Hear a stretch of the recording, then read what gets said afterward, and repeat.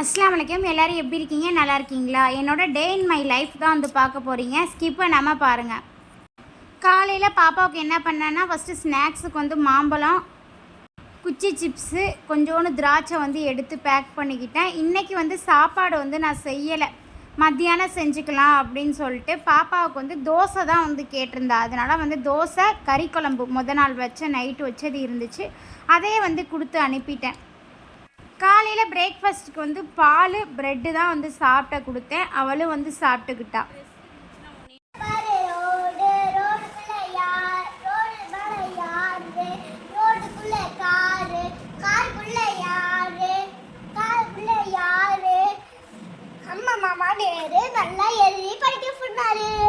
Like பண்ணுங்கள்.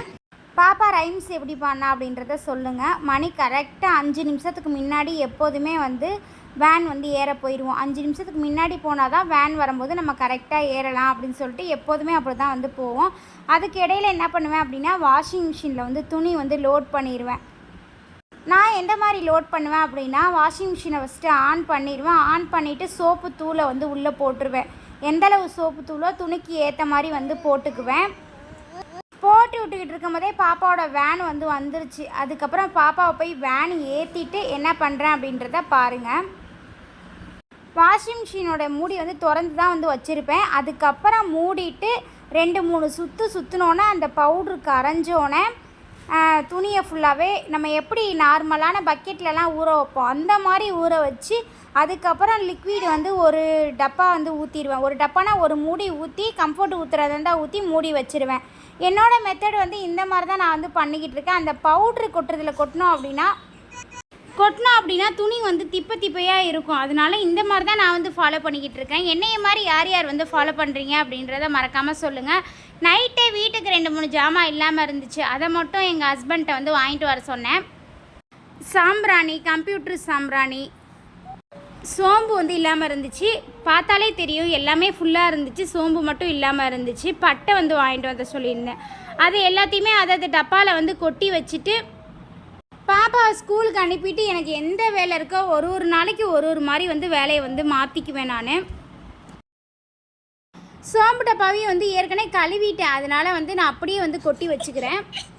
இப்போ தான் நம்ம வீடியோ வந்து ஃபஸ்ட் டைம் பார்க்குறீங்க அப்படின்னா செக் பண்ணி பாருங்கள். இந்த மாதிரி நிறைய விளாக்ஸும் போட்டிருக்கோம், குக்கிங்கும் வீடியோ போட்டிருக்கோம். பார்க்கல அப்படின்னா செக் பண்ணி பாருங்கள். பட்டை, ஏலக்காய், கிராம்பு, அன்னாச்சிப்பூ எல்லாமே வந்து ஒரே டப்பாவில் தான் வந்து போட்டு வச்சுருக்கேன். தனித்தனி டப்பாவில் வந்து போடலை, எல்லாத்தையுமே பைசஸ் ஃபுல்லாகவே ஒரே டப்பாவில் தான் வந்து போட்டு ஸ்டோர் பண்ணியிருக்கேன்.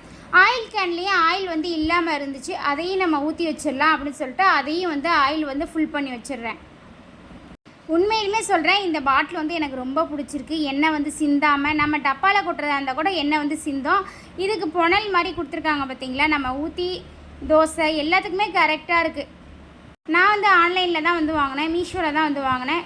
மூடி வச்சுக்கிட்டேன். ஃபஸ்ட்டு ஆயில் வந்து ஊற்றி வச்சுக்கிட்டேன். அடுத்து கடலெண்ணெயில் வந்து கம்மியாக இருந்துச்சு, அதையும் வந்து ஃபுல் பண்ணி வச்சிடலாம் அப்படின்னு சொல்லிட்டு அதையும் வந்து ஃபுல் பண்ணி வச்சுக்கிட்டேன். உண்மையை சொல்ல போனோம்னா இதெல்லாம் நான் வீடியோக்காக தான் வந்து மாற்றினேன். ஃபஸ்ட்டு வந்து வேறு டப்பா தான், சாதாரண டப்பா தான் வச்சுருந்தேன். எல்லாமே வந்து எனக்கும் ஆசையாக இருந்துச்சு. அதுக்கப்புறம் நானும் வந்து வாங்கி யூஸ் பண்ணேன். உண்மையிலுமே நல்லா தான் இருக்குது. அதுக்கப்புறம் முட்டை வந்து வாங்கியிருந்தாங்க, அதையும் வந்து ஃப்ரிட்ஜில் வந்து எடுத்து வச்சுட்டு என்னோடய டே வந்து இந்த மாதிரி தான் இருக்குது. உங்களுக்குலாம் டே வந்து எப்படி போகும் ரெகுலராக அப்படின்றத சொல்லுங்கள். இந்த மாதிரி தான் ஒரு நாளைக்கு சமைக்கிறது, ஒரு நாளைக்கு க்ளீன் பண்ணுறது, வாங்கிட்டு வந்த பொருள்லாம் எடுத்து வைக்கிறது, இந்த மாதிரி தான் வந்து போய்கிட்டு இருக்கு. அதுக்கப்புறம் வேர்க்கல்லையும் வந்து வாங்கிட்டு வந்திருந்தாங்க, அதையும் வந்து ஒரு டப்பாவில் வந்து கொட்டி வச்சுட்டேன். பச்சை வேர்க்கல்லை இது வந்து.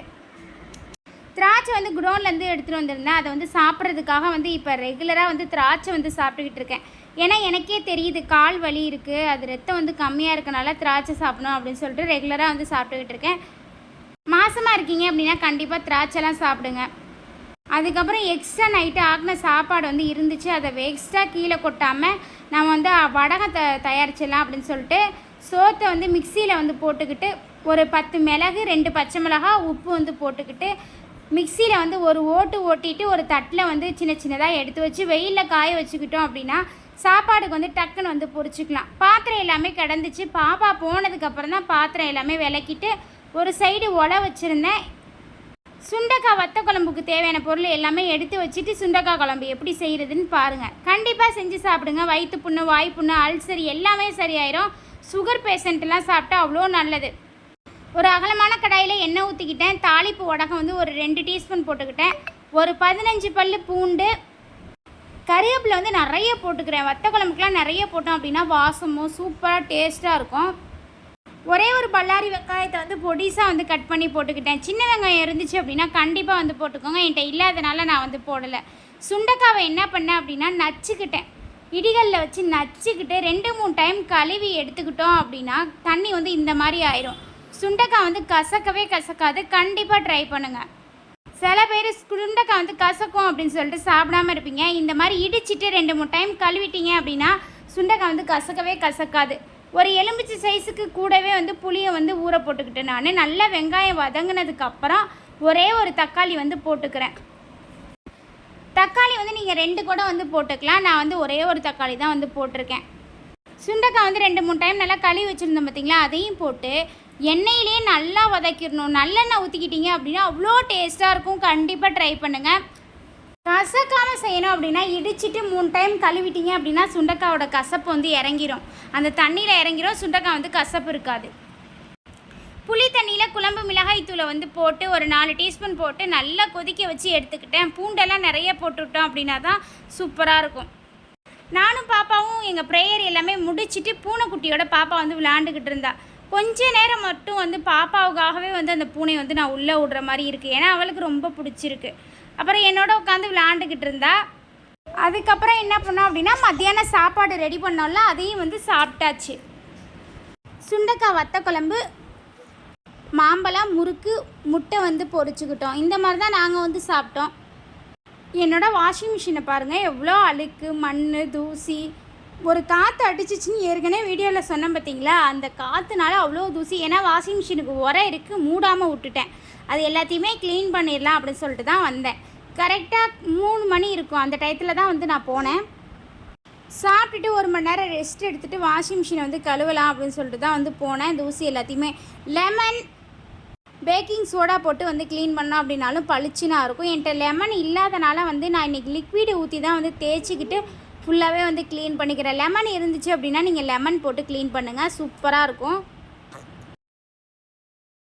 ஒரு மாதிரி ஒரு டைம் லெமன் தான் வச்சு க்ளீன் பண்ணோம் அப்படின்லாம் கிடையாது. நம்மள்ட்ட எந்த பொருள் இருக்கோ அந்த பொருளை வச்சு தான் நான் வந்து எப்போதுமே வந்து க்ளீன் பண்ணிக்குவேன், எல்லாமே பண்ணிக்குவேன்.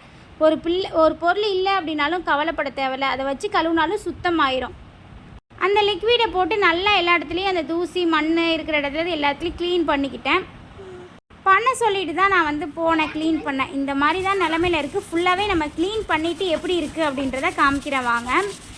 ஃபுல்லாகவே வந்து கலட்டி வச்சுட்டு தான் அந்த லிக்விடு போட்டு எல்லா இடமும் நல்லா தேய்ச்சிட்டு ஒரு கர்ச்சீஃபில் வந்து தண்ணி நினச்சி தான் நான் வந்து தொடச்சிக்கிட்டு இருந்தேன். அப்புறம் இடையில வந்து பார்த்தேன் 2 பாப்பாவும் வந்து எழுதிக்கிட்டு படிச்சுக்கிட்டு உட்காந்துருந்தாங்க. எவ்வளோ அழகாக மாங்காய் வந்து நான் தான் வரைஞ்சி கொடுத்தேன். கலர் மட்டும்தான் அவன் வந்து அடித்தான். ஏன்னா அவளுக்கு வரைய தெரியல, நான் தான் வந்து வரைஞ்சி கொடுத்தேன். அதுக்கப்புறம் ஈவினிங் வந்து குடோன் போயிருந்தேன். அந்த பூனை பாருங்கள், ஏதோ ஒரு பூச்சி வந்து பிடிக்க போச்சு. அதையும் வந்து வீடியோ எடுத்தேன். அப்புறம் வந்ததுக்கப்புறம் பாப்பா வந்து போகும்போது வந்து பாப்பாவுக்கு வந்து பால்லாம் ஆற்றி கொடுத்துருந்தேன். வரும்போது பாப்பா ஏதாவது செஞ்சு தரீங்களாமா அப்படின்னு கேட்டிருந்தா. என்கிட்ட வந்து நேந்திரம் பழம் வந்து இருந்துச்சு. அதை வந்து எப்படி செய்கிறேன் அப்படின்றத பாருங்கள். குழந்தைங்களுக்கு வந்து வெயிட் கெயின் ஆகணும் அப்படின்னா 1 வயசு குழந்தையில வந்து 1 வயசு குழந்தையிலேருந்து எல்லா வயசு குழந்தைங்களுக்கும் வந்து கொடுக்கலாம். கண்டிப்பாக ட்ரை பண்ணுங்கள். 1 டீஸ்பூன் நெய் வந்து ஊற்றிக்கிட்டேன். நம்ம நேந்திரம் பழம் இருக்குது பார்த்தீங்களா, நீங்கள் காயும் எடுத்துக்கலாம், நேந்திரம் பழமாகவும் எடுத்துக்கலாம். நான் இன்றைக்கி நார்மலான பழம் தான் வந்து எடுத்திருக்கேன். 2 வாழைப்பழம் மட்டும் எடுத்து அதை வந்து நெய்யில் வந்து போட்டுக்கிறேன். போட்டுக்கிட்டு நாட்டு சர்க்கரை இருக்குது பார்த்தீங்களா, அதை வந்து 3 டீஸ்பூன் போட்டுக்கிறேன். நிறைய இனிப்பாக இருந்தால் சாப்பிடுவாங்க. சுகர் வந்து போட வேணாம். நாட்டு சர்க்கரை போட்டோம் அப்படின்னா அவ்வளோ டேஸ்ட்டாக இருக்கும். நெய் ஊற்றி செய்கிறனால நம்ம சும்மாவே அந்த பழத்தை வந்து கொடுக்கலாம். நான் வெயிட் கெயின் ஆகணும் அப்படின்னு சொல்கிறதுக்காக தான் நெய் ஊற்றி சர்க்கரை போட்டு பிள்ளைங்களுக்கு வந்து கொடுத்தேன். மறக்காமல் நம்ம வீடியோவை ஸ்கிப் பண்ணாமல் ஃபுல்லாக வந்து பாருங்கள். பிடிச்சிருந்துச்சு அப்படின்னா லைக் பண்ணுங்கள், ஷேர் பண்ணுங்கள், கமெண்ட் பண்ணுங்கள். உங்கள் ஃப்ரெண்ட்ஸ் ஃபேமிலி கூட ஷேர் பண்ணிக்கோங்க. எல்லாருமே வந்து பார்க்கட்டும். பாப்பாவுக்கு வந்து செஞ்சு கொடுத்துட்டேன். தேங்க்யூ. லைக் பண்ணுங்கள்.